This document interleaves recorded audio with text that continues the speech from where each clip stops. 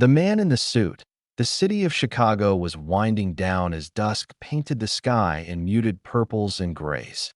At O'Hare International Airport, a steady stream of travelers poured through the terminals, dragging wheeled suitcases, sipping overpriced coffee, and jostling for space in the rush to get home, to meetings, to someone they missed. Among them, a tall, sharply dressed black man stepped off a United Airlines flight from Washington, D.C. He moved with the quiet precision of someone who had spent his life making decisions that mattered.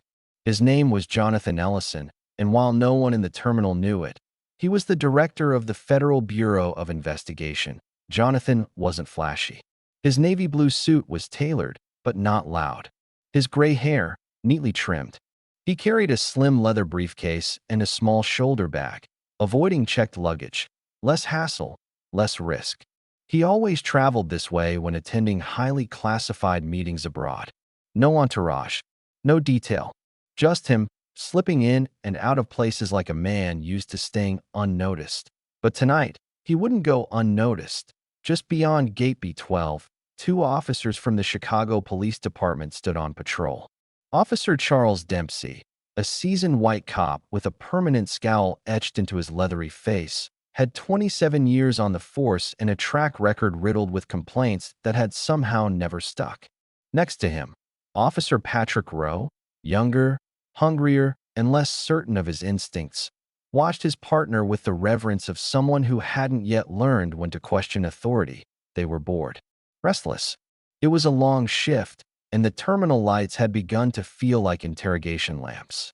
When a vague message came across Dempsey's radio, possible suspicious subject, male, black, dark clothing, alone, moving through Gate B12, he grinned like a man whose night had just gotten interesting. There, Dempsey said, nodding toward Jonathan as he exited the gate. Rowe hesitated. He's just walking. Fits the description, Dempsey said, adjusting his belt. Let's say hello. They approached fast.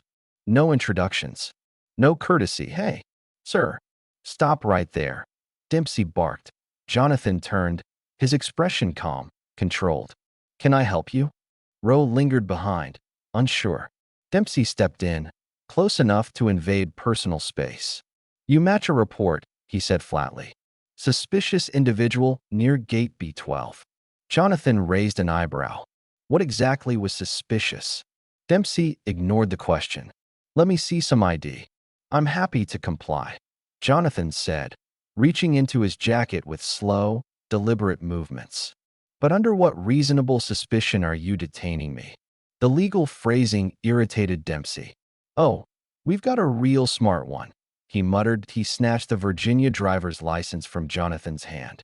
Jonathan Ellison, huh? What are you doing in Chicago all dressed up? You don't look like you're here for a vacation. Jonathan's jaw tensed. Business, he said plainly. Rowe tried to contribute, parroting the tone of his partner. Business? You a lawyer or something? Something, Jonathan replied. He didn't elaborate. That Dempsey's grin widened. Or maybe you're moving something illegal through here. Got that look. Real smooth operator. Jonathan's patience strained. You have my ID. There's no cause to continue this. Dempsey stepped closer. You think you're above this? Above us. Jonathan's voice dropped, calm and firm. I think I know my rights. You're harassing a citizen without probable cause. The word harassing made Dempsey snap. Who the hell do you think you are? He growled, grabbing Jonathan's arm. Don't touch me. Jonathan warned, stepping back. Rowe lunged. In an instant, both officers were on him. The scuffle was brief, violent, and unfair. Jonathan never threw a punch. He didn't need to. But he resisted, enough to delay them. Passers-by stopped. Phones came out. Gasps filled the terminal. And then came the metallic clink of handcuffs. Two white officers had just thrown a black man in a suit to the floor of a major American airport. They didn't know who he was. Not yet. Dempsey stood over him, panting. You're gonna learn respect the hard way.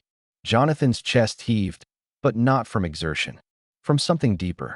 Something heavier. Then he looked up, locked eyes with the officer, and said one sentence.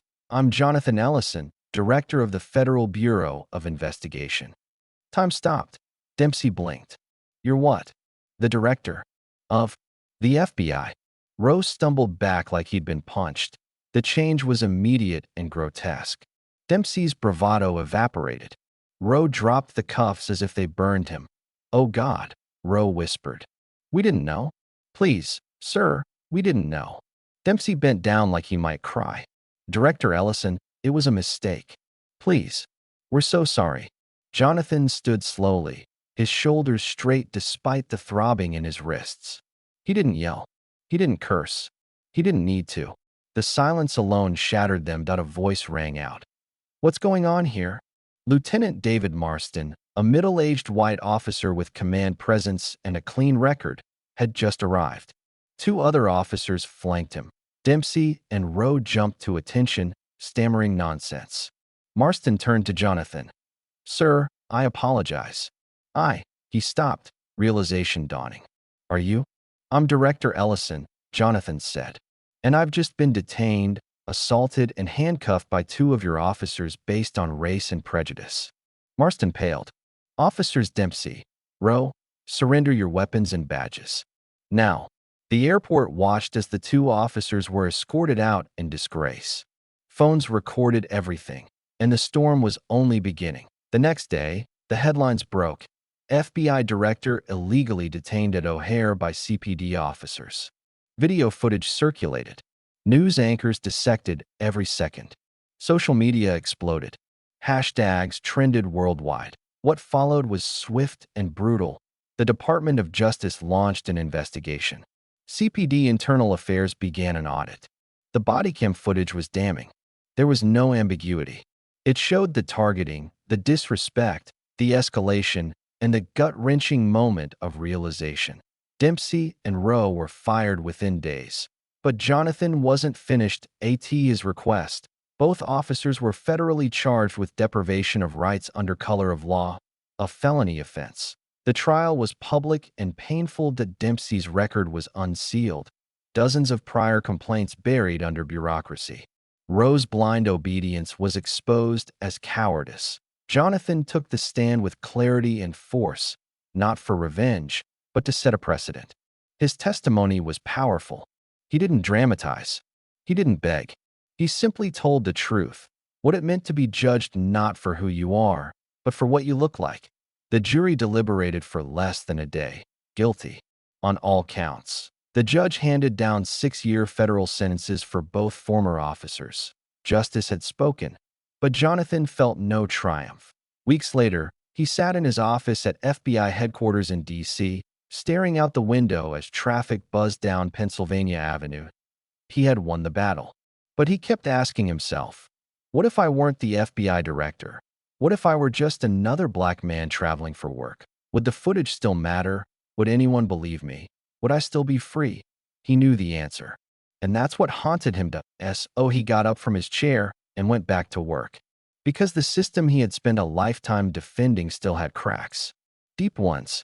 And if his pain could expose them, then maybe someone else, someone without a title, might walk safer tomorrow.